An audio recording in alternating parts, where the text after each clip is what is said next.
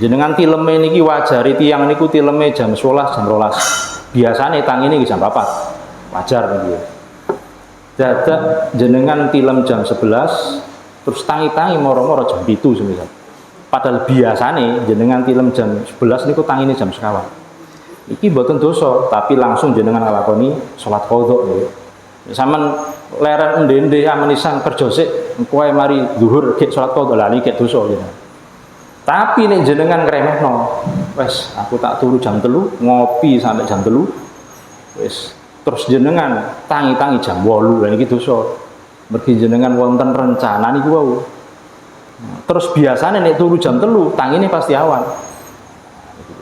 Jadi keturun yang tidak disengaja niku mboten dosa, nek sampai mboten salat. Tapi harus diqadha. Niku mboten kategori meninggalkan salat, niku telat salat.